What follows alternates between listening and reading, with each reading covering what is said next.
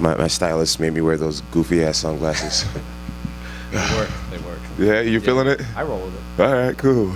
Well, Jon, congratulations on a successful title defense at heavyweight. So I guess, like you talked at Media Day, fighting in Madison Square Garden was important to you, fighting in New York, fighting Stipe. So now that you got through it in such impressive fashion, I guess what are the emotions now? I feel really, really great. I haven't watched the fight yet, but based on my team's reactions, they said, Jon, you performed great. Being out there, you want things to go perfect, and nothing ever goes perfect in the cage. You're not going to land every shot. You're going to get hit. But I feel really good. I just can't wait to watch it. It's hard to say what my reaction is. I've won a lot of world championships, so it's a very familiar feeling. But I am very, very grateful. I'm so grateful. You said not everything goes perfect in there, so I guess relative to what the game plan you guys put together and how it played out, is that relatively how you saw it? Like the trip at the beginning, the elbows, the 12-6 we saw in there? Yeah. The coaches definitely wanted me to find that 12-6 elbow. I wish I could have landed it more legit. Stipe did a really good job with his defense and the bottom. The trip was completely unexpected. It was a takedown that just kind of came to me in the moment, and I was grateful to have been able to pull that off. One thing that I'm really excited about was that spinning back kick. That was the one thing I'm really excited about. I have amazing coaches. I have Brandon Gibson, Greg Jackson, Coach Alex, Coach Aaron. I'm just naming some of my striking coaches right now. But I really want to give a shout out to my Taekwondo coach, a guy named Paige Bates from Albuquerque, New Mexico. His family owns Bates Taekwondo in Albuquerque, New Mexico. We started about 6 months ago. We started doing the spinning back kick. He would come over my house 3 days a week, and I've worked that same kick from both stances 3 hours a week for several months. And Bruce Lee says that he doesn't fear the man that knows 1,000, 10,000 kicks, but the man who has worked one kick 10,000 times. And man, I put a lot of work in with that spinning back kick, and it's getting faster and more unpredictable. There's really no tell when it's coming, and it's a devastating shot. I didn't hit Stipe's liver. I hit him on the opposite side, but I mean, it sends shockwaves to a person's body. It can break a rib. It's just a really powerful shot. So I'm really proud of landing that shot after so many hours of working it. Shout out to you, Paige. And then throughout the fight, especially at the beginning, it looked like that jab was really frustrating him. And then the kicks to the body, just by the time you finished it, it looked like it had taken so he was getting slower and slower and slower. Was that just the plan to just methodically break him down until he just can't really out of his element? Yeah, my goal was to I really wanted to Stipe. He beat Daniel Cormier with that left hook to the liver. He did it over and over again. And I really wanted to hit him with that same shot. But once I felt his punching power, I didn't want to lean to the right, my left. I didn't want to be by his right side at all, because catching one of his straight rights could end your night. And so instead of working that left hook to the body like we planned, I worked teeping to the body and the spinning kicks and jabbing to the body, and it worked out great. I watched his DC fight, and we noticed that Stipe can take punishment. He's a nightmare. He's a nightmare. You can hit him and hit him and hit him, and he shows no emotion. And I think that's why he's a 6-time world champion. But yeah, I mean, we put him down, and I'm grateful. He announced he was retiring. He said, "I'm retiring. I'm hanging him up." Did you get a chance to talk to him after the fight? No, I didn't get a chance to talk to him.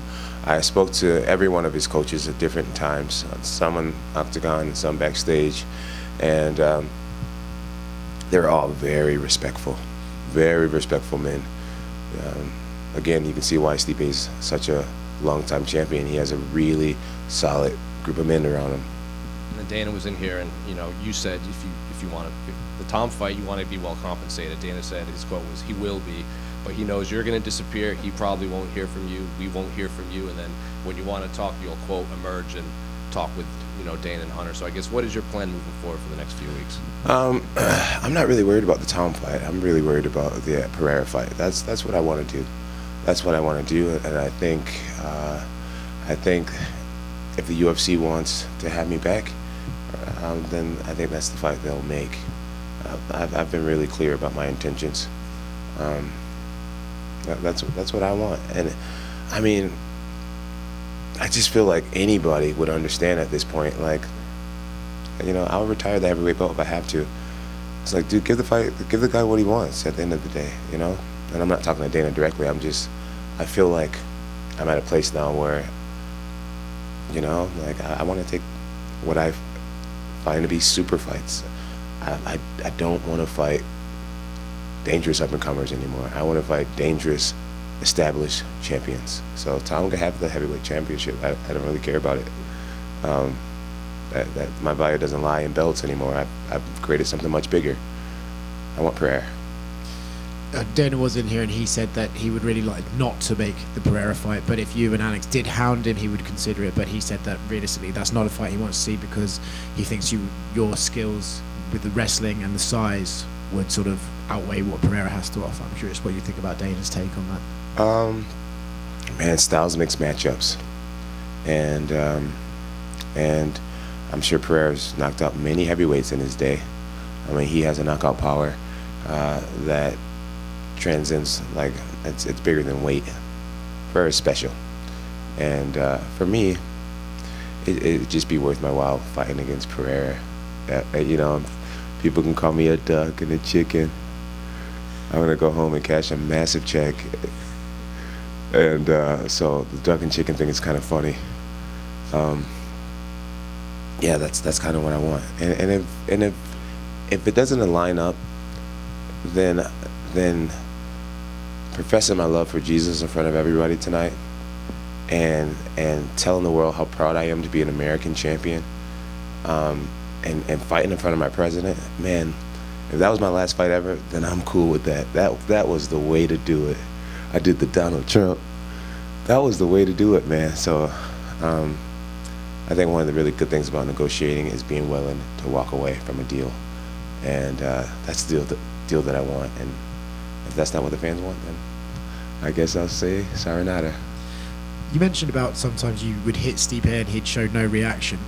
In the first round, I actually couldn't believe he showed no reaction to the elbows or the fact that he wasn't cut. When you were landing those elbows, were you a little bit surprised? Like, what is this guy actually made of here? You know, it was weird, bro.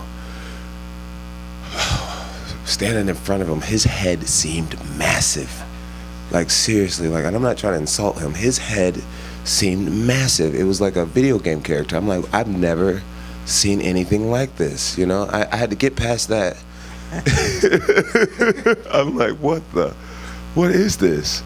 And then when I would hit him, it just seemed like he didn't feel a doggone thing. You know, he just showed no reaction. I think a lot of fighters would have quit getting that level of ground and pound, but he has this ability to just take shots.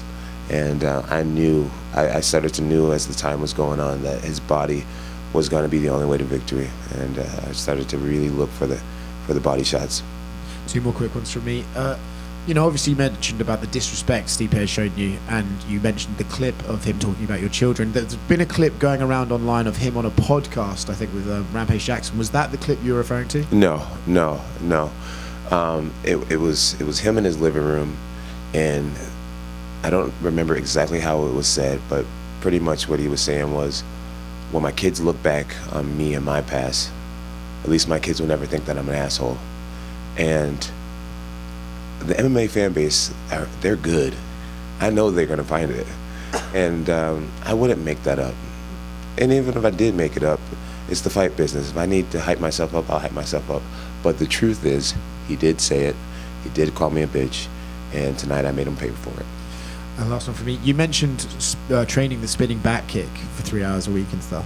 Did you do that because you thought, this will work on Stipe, or did you just fancy adding something cool to your arsenal and wanted to work on it? I realized that I did the spinning back kick pretty naturally from the southpaw stance. And I can't call it natural. I spent many years working with Brandon Gibson on that move. But I wanted to make it better. I realized that the spinning kick is a move that can drop an elephant if you do it right. It's a devastating move, in my opinion, the most powerful kick in martial arts. And we've all seen me fight for a while now. I don't really have one punch knockout power. So my mind was, Jon, why not develop a technique that could stop any man? And I came up with the spinning back kick. And I mean, you can be any fighter, and if I catch you just right, you're going down, no matter how well trained you are. So I'll continue to work it, and I'll have some. I'm just going to continue to work it. I'm sure all future opponents saw that, and it was just like, that could easily happen to me. So I'm going to work it more and more and more. Jon, both of your brothers were in the NFL. You're the greatest of all time. I want to know, honest answer, who do you believe is the best athlete out of you and your brothers? Best athlete, Chandler. My little brother, Chandler. Chandler's an extraordinary human being. He's a really special young man. I love him to death.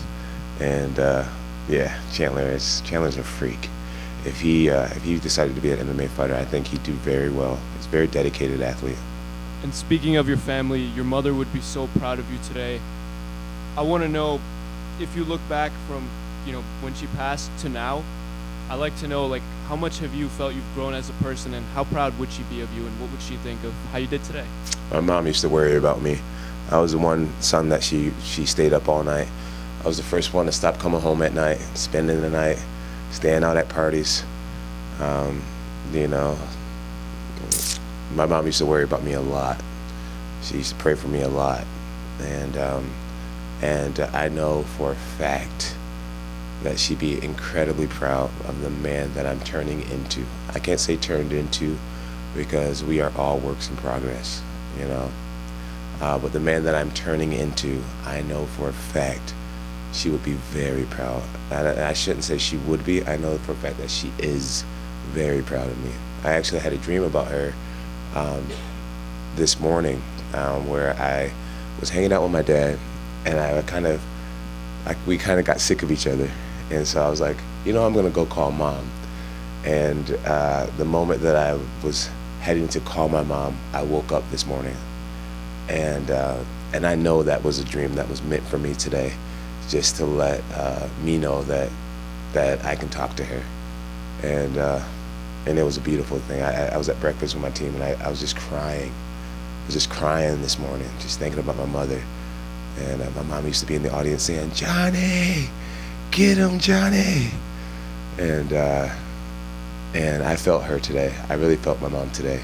She was here with me today. It was a really beautiful day. Thank you for giving me the chance to acknowledge her. Jon, right here. You've always been a visionary of the big things. You talk about the fight against Alex. Have you envisioned a place, a perfect location for that fight? No, I haven't. There's so many questions when it comes to what's going to happen as far as Alex and Tom and my future. I can't even think about it right now. All I want to do right now is take my team out and get them the biggest stakes in New York City. These guys deserve it. They deserve ice cold beer, whatever they want, because they have really committed to me so much. My team is an amazing group of men, amazing group, and that's all I want right now, is see them happy. I just got two real quick ones, but just for suggesting, you just won here in New York City. The last 2 years before that, he won here in New York City, so there's a lot of history right there. With Pereira? Yeah, I mean, he won 2 years in a row and headlining here, and then you just won here, so. The one thing that's really cool is that I'm noticing that the fans are starting to shift. They're like, wait a minute. This Pereira fight is absolutely massive as well. And that's cool. I'm glad that you guys are seeing it. So two quick ones. You talked about your team. You kind of amassed this dream team for this camp. One of the guys that was in your team was Gable Stevenson. I mean, I think the world would love to see that guy come to MMA. You chirping him or anything, kind of suggesting him to come over? Gable has everything that it takes. One of his first days at practice, one of my teammates got injured sparring with me, and Gable was like, I'll go in. I'm like, Gable, you might want to learn how to block and, defend yourself first. It can be a lot more difficult than what it seems, but that let me at that moment know that he is very game. I kneed him in the face at one of his very first practices. He ate it, and he looked like a little kid, like he just developed a new toy. He's gonna be scary. He's gonna be very scary when he decides to do MMA. He knows how to make men appear very weak. Me being one of them. And when he learns how to box and learns a little about jiu-jitsu, it's not a matter of if he'll become a UFC champion, it's when he'll be a UFC champion. And whether he trains in Albuquerque with our family or he finds a different team, whoever has him, I'm going to be really blessed to have him. He's an asset. So my last question, obviously in media days, there's a lot of sound bites is what everyone likes hearing. The big sound bite this week was you saying you wouldn't want to do business with Tom Asal. You said he's an asshole. A lot of people in the media kind of laughed about that, and even the U.S. broadcast is saying, like, what is he talking about? Tom Asal is the nicest guy on the planet. He never disrespects Jon. He says nice things about Jon. There's a lot of people. So what specifically has he said or done to make him an asshole? There's just a lot of people on his nuts right now. But what has he done, though? Coming up with Jon Jones T-shirts, buying a little duck, and just the little shit that he does. He's annoying to me. He's annoying to me, and that's my own personal. He annoys me. I get to you guys, you find it entertaining, but I find him annoying, and I just don't like him. And at the end of the day, if I give him the opportunity to fight me, I want to be so compensated. I want to say it, I want that fuck you money, honestly, and that's just what it is. That's just what it is, or else. My life is perfect without him. I don't need him at all, and he needs me, and that's a good place to be in a negotiation. So, I'm sorry, I lied. One more question. You love Muhammad Ali. You've talked about him a lot. A lot of this week was comparing this fight and the Ali Frazier. You being the Ali side. What does that mean to you? I don't know. I don't try to be Muhammad Ali. I really want to be the best Jon Jones that I can be, and I really feel like I'm doing it right. I'm really proud of marching to the beat of my own drum. It really feels good. I'm doing it my way. I'm doing it my way, and it feels good. I mean, you see athletes stick around too long, and I don't want to be one of those guys, man. I just want to win in every form. I want to win in the record books. I want to win financially. I just want to win. And there's a lot of people that I piss off right now. And it just lets me know that I'm doing it right. I'm doing it my way. It should only make sense to me. It should only feel good to me. And right now it does. I know I didn't answer your question, but I just wanted to say that. Jon, down here in the middle. Mm-hmm. I know you said that you'd be willing to walk away from negotiations if your demands aren't met. I know you haven't made those demands yet, but have you set a timeline for when you want those negotiations to have been concluded by? I don't even want to call them demands. I don't want to put the wrong energy in the room when it comes to Dana. I respect Dana so much. He changed my life completely. I don't want to call it demands. I'm not demanding anything. I'm not trying to run anything. I'm not trying to boss anyone. I'm just clearly letting people know my intentions. And whenever Dana wants me to fight is when I'll fight. As long as we can come to an agreement. I really want to make that clear. I don't want to go there with the word demand. Respectfully, Dana and I have been closer now than we've ever been before. And as a young man, well, not even a young man anymore, as a man, I want to respectfully have a conversation with him and see if we see eye to eye. And if we do, I'll fight whenever he tells me to. Two very quick questions. Is there a dollar figure that equals fuck you money? A very, very high number. It's going to be a very high number, for sure. Don't want to define very high yet? No, I'm not. I've learned over the years not to really get into finances publicly, but I want to be compensated to the point where if I won or lost, that it really wouldn't matter. Okay. And the last question, you have mentioned obviously that you would like to fight Pereira for the BMF belt. So last question I have is, why are you ducking Max Holloway? I like that. You're funny. No? No? All right, thank you. I'll give the guys a soundbite. Quack, quack, quack. John, over here. John, I know you're a big LeBron James fan, and he's in his late 30s, still dominating the sport, 4 straight triple doubles. You're in your late 30s, still the GOAT. I just want to know what is it that you guys have in common from a mental perspective that allows you guys to still perfect your craft even into your older years? I don't know. I don't know what it is, but I'm grateful to have whatever it is. I definitely know that this is what I'll say. First, I'm going to say my relationship with God. I'm far from perfect human being, but I do love God, and I feel like He loves me too. He loves us all, really. My fiance, she's taken me very far. Without her, I would not have made it this far. I know that for a fact. My team, the men in my life, I have extraordinary men in my life, and I am strong enough to know how to ask for help. And I know that we were designed to be together and to have many people that has your back. And I'm just surrounded by powerful, intelligent men. And I think that's why I'm still here. John, over here. To your right. Down here. You're like to the right? I'm like, yeah, sorry. Your other right, John.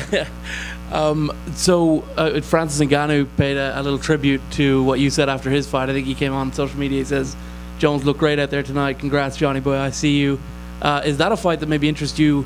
Like, obviously, Pereira is number 1 on your list, but is that one that maybe interests you more than even Tom? I'm here to talk UFC business tonight. So he's. Turki Al-Sheikh has been able to get these kinds of fights done in boxing. Maybe he could make it happen in the UFC. Whatever Uncle Dana tells me. I also wanted to ask as well, because obviously you're someone who's considered, the greatest of all time in your sport. Another GOAT was on last night in Dallas. Were you able to catch any of the Mike Tyson fight, and what was your thoughts on him getting back in the ring at 58? I did catch the fight. It was hard to see him so old. Roy Jones Jr. kept saying it, man, those legs aren't working. It was really hard to see. He really sold it, with the highlight videos of him training and his physique. I wish he went and showed us his ass. That was a little wild. I'm like, Mike, you didn't have to do that. Mike's a freak, I bet, dude. I'm like, Mike, you old nasty old man, you old dirty bastard, you. It was hard to watch, but I respect him so much for getting in there. That was the cool part. It's just, I'm sure, they compensated him very well. He got to give a bunch of fans what they wanted, which is just to be alive, to see him compete. And for that part alone, I thank him. I'm sure a lot of us thank him. And any respect to Jake for not, because when Holyfield came back, Belfort went and just kind of iced him in very quick fashion, and I think Jake probably could have done that later on in the fight, but he opted to let Mike get to the bell. I don't think Jake gave him mercy. I think Jake played it smart. I think that's what it was. I think Jake knows that you're winning. Let's stop while you're ahead. Let's coast. Let's get through this fight. Because Mike can drop anyone with one shot. His legs weren't working, but that upper body was still moving, and those punches were still swinging. And I didn't view it as Jake giving him mercy. Jake coasted through that like an intelligent fighter would. John. Sir. I saw yesterday there's a video you were praying with Charles Oliveira, and today on the backstage you guys were looks like exchanging really beautiful words to each other. How did this relation start? When did you meet him? Why did you guys were praying yesterday? How did you guys get kind of closer? I'm not sure if we met each other in the past, but yesterday we were on the same Sprinter van heading to a press conference, and I could see that he was having a rough weight cut, and he just was real quiet, and he was just, he looked like he was hurting, and everybody on the bus, we were all laughing, and we were all, speaking English and everything, and and I just wanted to include him. And so I just looked back and I was like, bro, you may not be feeling good, but you look great. That suit looks great. You know, I was just probing at him to try to like just start a relationship, and his translator started communicating for us, and you know, that big old smile he has and everything, and I was like, man, this guy's cool. And then at the press conference, I realized how much people love him, and then we were watching me and my wife were watching Embedded, and my wife's like, John, he's a Christian too. I was like, he's a Christian as well. And I was like, oh really? And so then I liked him even more. And when I saw him next, I asked my pastor, I was like, hey, would you pray for both of us? And my pastor was like, of course. And we came together and we bowed our heads in, and even though he probably didn't understand anything we were saying, we had that agreement right then and there. And after we were done praying, I was like, Team Cristo, which is Christ from Portuguese. And he understood that. And we just had a kind of an agreement that we're both going to represent, we're going to do our absolute best. And when the pastor was praying, he actually was saying that the victory is already yours, the victory is won, it is yours. And I believe him when he says that. And so now it was our job to do our part and give it all we had. And when I heard that he won, because we turned the TV off in my locker room, all my guys were watching the fights. I'm like, bro, what are you doing? But anyways, when I heard that he won, it was one piece of the puzzle that was already written. And then I just knew I had to go out there and do my part. Just the last one, please. John, here. Yo, give this man one. Well, I'm going to answer your question. What's up? Trying. Come on. I have at least 50 questions. No, I'm not going to answer 50 questions. But I'll ask just one. You proved again, but you're greatest of all time tonight. It was an excellent performance, pretty wise, pretty patient. Like it was a perfect performance. I really have a lot of questions, but I only ask one. You had a great career, like best fighter ever for sure. What was the most memorable moment throughout your career? The most like important moment? Tonight was Stephan Bonner, Mauricio Shogun Rua, and tonight was incredibly special. Finishing DC it's up there too. Stephan Bonner was the first star that I fought as a young man. Everybody around me told me that I was no one and I couldn't do it, and I had to really work on meditation and bringing up my self-esteem for the first time, like to beat Stephan Bonner. Mauricio Shogun, beating Shogun, taught me that that I could be great. Kid from a small town, never good at anything. I became a champion. DC, it was just very personal. And tonight is the biggest moment of my life. Like I said earlier, you know, to talk about Jesus in front of our president and let the world know how truly proud I am to be an American champion. It felt awesome, man. To finish Stipe, it felt awesome. It felt awesome, and that's why I know for a fact that I can retire after a night like tonight. I can't pronounce it, but the Italian term vidi vici, or I came, I saw, and I conquered. I feel that tonight. Very proud. John, right here. Just speaking of the fight tonight, I've watched the clip a bunch of times on the spinning back kick. Were you able to see it land? No, I didn't see it land, but I felt it. Yeah. Did you feel like it was a clean? Like Yeah. that was where you were going on it? I wouldn't be surprised if he hurt a rib, if he fractured a rib. You know, I guess we'll find out. I don't know if he went to the hospital or not, but you know, the liver shot is the liver is on the right side of the body. I hit him on the left side of the body, but those organs in there, when you rattle them, you know, the liver's not too far away. So either he felt his liver when I hit, or he felt his rib. But I hit clean, really clean. So you didn't see that he was down until you turned around and then faced him. That's when you came in, right? Yeah. With the new rules, I wanted to kick right away, but I'm like, let me not mess this up. And I went in for the punches. And I really want to take the moment also to just say thank you to Stipe Miocic. Thank you for being a first responder. I absolutely love you. I love our law enforcement. I love being an American. I love our military. I love our firefighters. I love our nurses and our doctors. I appreciate you, even though I did not like you during this event. I appreciate you and I respect you so much. Thank you to you, your family. God bless you. Sincerely.